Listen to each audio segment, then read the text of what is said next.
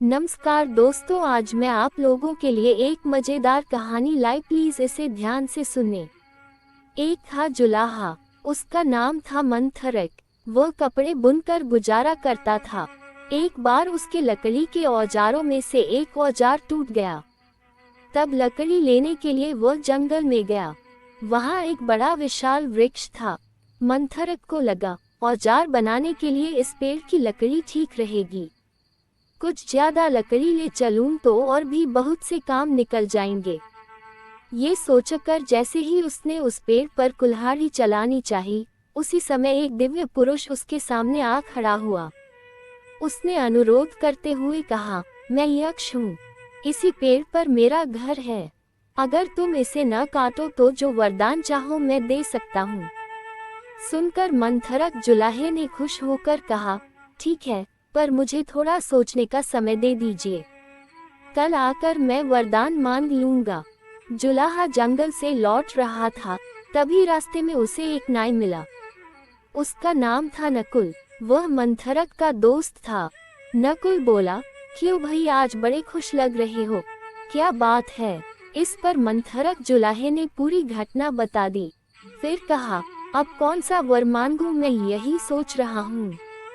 नकुल ने कहा, इसमें सोचने की क्या बात है, अपने लिए राज्य मांग लो। राज्य के साथ ही सारी खुशियां खुद ब खुद मिल जाती हैं। तुम्हें राजपाट मिले तो मुझे मंत्री बना लेना, फिर हम खूब ठाट से रहेंगे। इस जन्म का आनंद तो लेंगे ही, उस जन्म में भी खूब सुख पाएंगे। जुलाहा बोला, बात तो तुम्हारी ठीक है, पर मैं जरा घर जाकर पत्नी से चर्चा करना चाहता हूँ। नकुल ने कहा, देखो भाई, मुझे तो इसमें खतरा लग रहा है।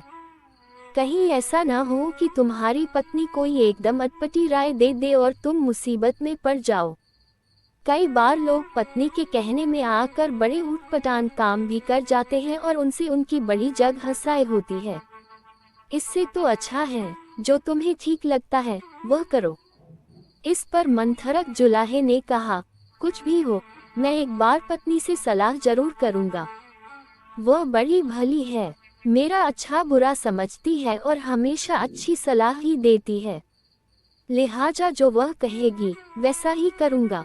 घर आकर मंथरक जुलाहे ने पत्नी को सारी बात बताई।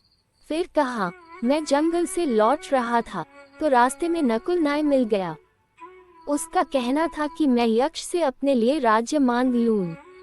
अब तुम जैसा ठीक समझो मैं वैसा ही करूंगा। सुनकर पत्नी ने कहा, अरे, राज्य लेकर भला कौन सुखी हुआ है? राज्य के कारण ही बिना बात शत्रुओं के षड्यंत्र और हर बार मार काट चलती रहती है। इसी राज्य के कारण तो रामचंद्र जी को वनवास मिला। पांडवों को भी क्या क्या तकलीफें नहीं झेलनी पड़ी। इस राजसत्ता के पीछे कितने ही लोगों को अपने प्राणों से हाथ धोना पड़ गया।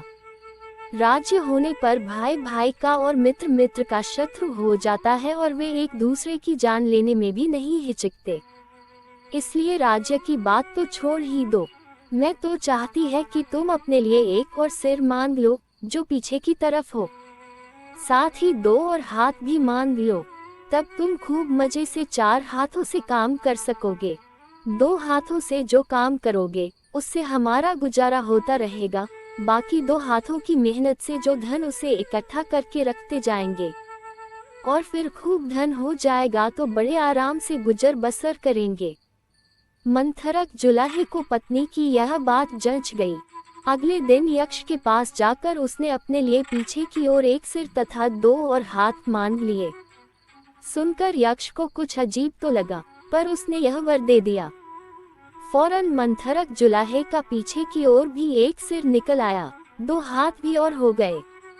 वह खुशी खुशी घर आ रहा था, लेकिन रास्ते में जैसे ही गांव वालों ने दो सिर और चार हाथों वाले इस विचित्र आदमी को देखा, उन्होंने उसे राक्षस समझा और पत्थर फेंक फेंक कर मार डाला। बेचारा मंथरक जुलाहा, मांगा तो उसने वरदान था, पर वह अटपटा वरदान उस बेचारे के लिए ऐसा अभिशाप साबित हुआ कि उसे अपनी जान से ही हाथ धो लेना पड़ा। दोस्तों, अगर मेरी कहानी अच्छी लगी तो प्लीज मेरा चैनल सब्सक्राइब करें। धन्यवाद।